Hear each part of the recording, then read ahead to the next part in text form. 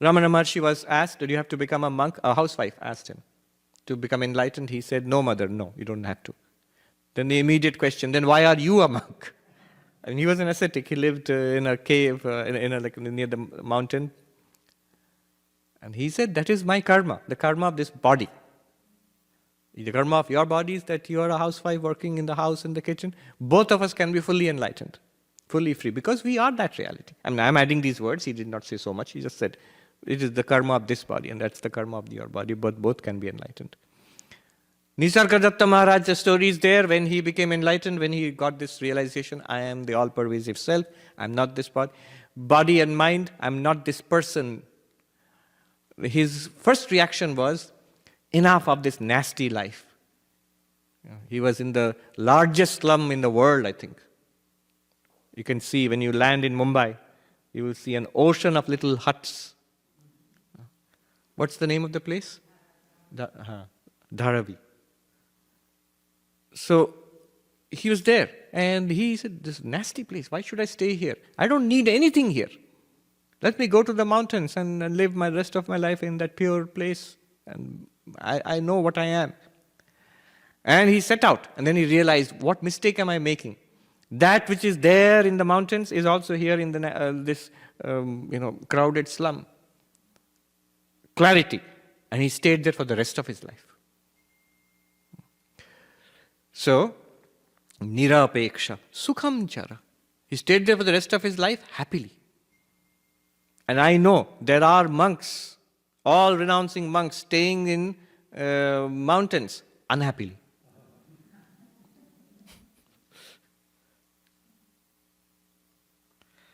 Then next. So much time, Swami, you took over one verse. How are we going to get through it? The next thing, as I said, Ashtavakra, whatever he wants to say, I've already said. Same thing is there in the next one. Little more subtle. Let's see. Raga dvesho mano dharmo. Raga dvesho mano dharmo. Namanaste kadachana. Namanaste kadachana. Nirvikalposi bodhatma. Nirvikalposi bodhatma. Nirvikara sukham chara. Nirvikara sukham chara. Attachment and abhorrence are attributes of the mind. Mind is never yours. If you can do a little bit of this, I am not the mind is not mine. Instantaneously you will be free with every problem of your life. Problems are not there and therefore you see it in the mind. No, it's the mind which sees it and therefore problems are there. One sadhu said, "Shant man mein bhala samsar kaun dekha hai?"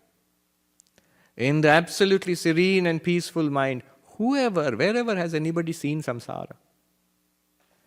It is because my mind is disturbed that I see samsara. Swami, that's the wrong way of thinking. There are actual problems in the world. True. But isn't this also a common sense way of looking at it? That there are actual problems in the world, actual problems in the family, actual problems in the body, actual problems in the mind. But the same actual problems, don't different people deal with it differently? Haven't you seen many of your doctors, terrible medical problems, haven't you seen a variety of patients dealing with it differently?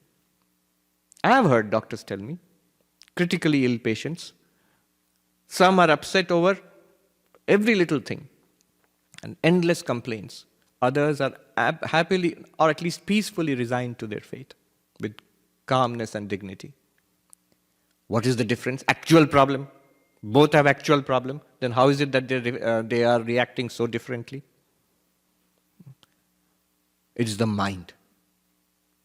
And to make the mind serene and peaceful, most powerful. If I am actually limitless consciousness, what is my problem? Na manaste kadachana. Reject the mind. Mind is there. It will do its work. But I am not you and you are not mine. Then the mind will behave. In Yoga Vashishta, one powerful technique of meditation is, hear this, sit in meditation quietly, calmly, and do your breathing exercises, calm down the body, sit quietly. Then give a powerful suggestion to the mind. Oh mind, whatever you can think of, I'm not interested. Whatever you can think of. The mind will offer, no, please, I'll think of good things now. Don't fall into the trap. Whatever you can think of, I'm not interested.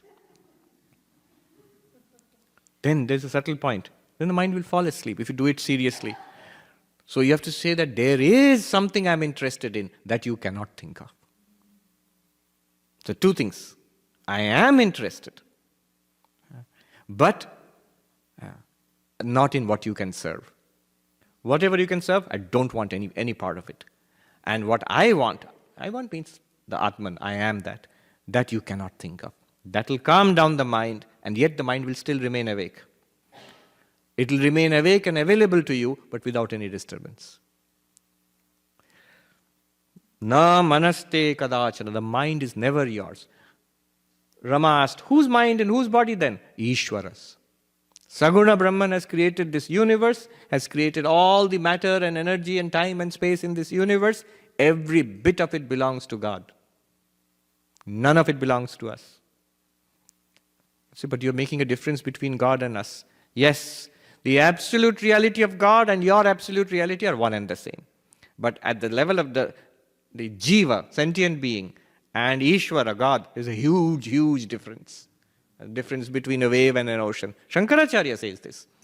Wave belongs to the ocean, never the ocean to the wave. Never. Shankaracharya says this. The wave belongs to the ocean, never the ocean to the wave. Therefore, thou art my Lord, and I am thy servant. But, then what is Advaita? Advaita is, there is this water in which both ocean and wave appear and disappear. Water is the ultimate reality. I am that water.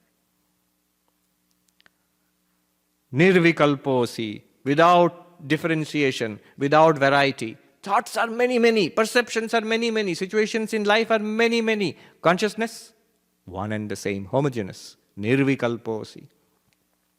The Nirvikalpa Samadhi, how difficult. Yes, because you're trying to attain Nirvikalpa Samadhi in the mind. Very difficult. Most difficult of attain. Can be done, but most difficult. But another kind of Nirvikalpa is available to you right now all the time, choicelessly, effortlessly, which is you yourself. You are Nirvikalpa. Nirvikara. As I said earlier, all these things I've said. Nirvikara means not modified, not changed. Body is changed by life, by the pressures of life. Mind is traumatized, weighed down, become blasé with life. But not consciousness. Ever new, ever shining forth. The most ancient one, the most new, as bubbly as the newest 5-year-old, Consciousness is like blazing forth all the time. Ever new, not affected. Nirvikara. You are Bodhatma. Again and again, he says, these are the key words. In the verse number 4, it was Chidruposi. In verse number 5, it is Bodhatma. It just means you are awareness, you are consciousness. Right. Now, we will do a short exercise. No, not question answer now. Short exercise. Hold on to your questions. We will try to appreciate what has been taught here. I will guide you through. Sit straight, relax, put your hands on your lap, or wherever, as you are comfortable. Just sit straight and breathe normally. And when you are comfortable, just close your eyes.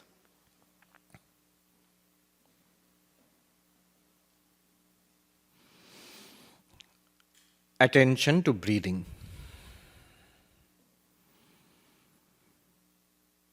Breathe in and breathe out deeply, following the in-breath and out-breath, relaxing with the out-breath.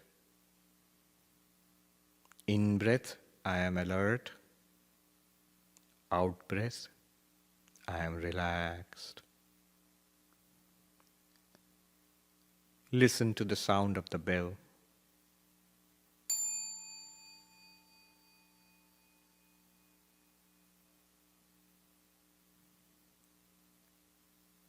The sound of the bell arose in awareness. It shone in awareness. It faded away in awareness. Notice it for a fact.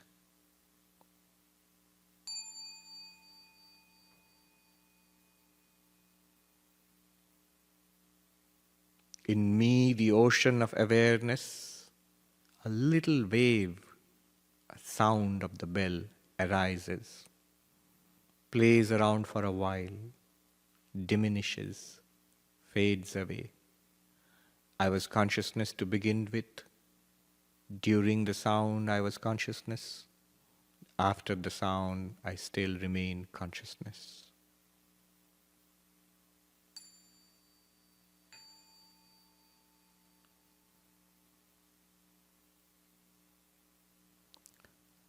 Just as this sound arose, shone, and disappeared in my consciousness, so also do all sounds right now.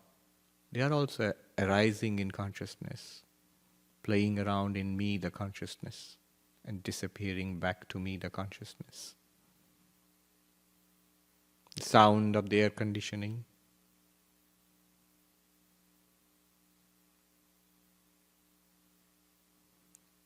other sounds in the room, the voice of the speaker,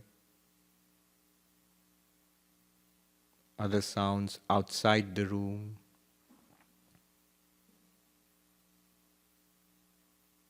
they all arise in consciousness, play around in consciousness, disappear.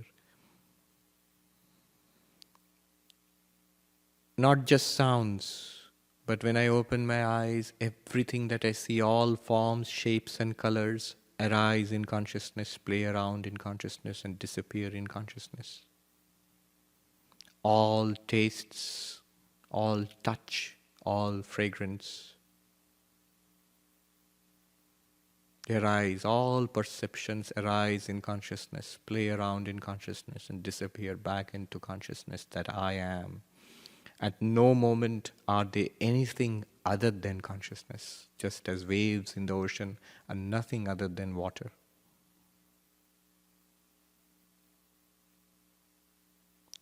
All thoughts, ideas, emotions, memories, ego, they arise in consciousness, just like that bell, play around in consciousness and disappear back into consciousness, which I am. The most distressing thoughts, the most delightful thoughts are at any time, all times, nothing but that consciousness which I am.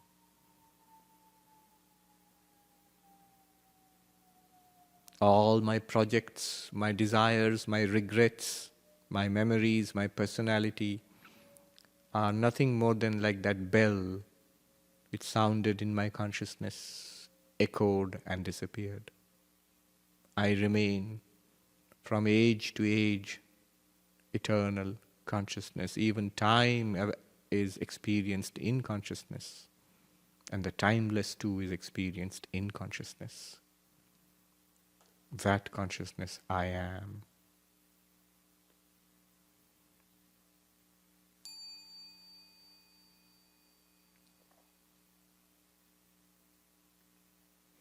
Gently open your eyes.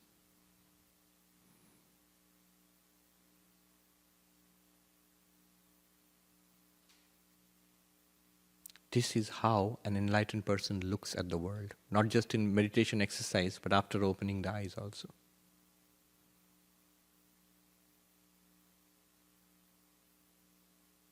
Use this whenever there is trouble. Use this. Actually, to use it, you have to make a habit of it. That's why nididhyasana is there, to stay with it.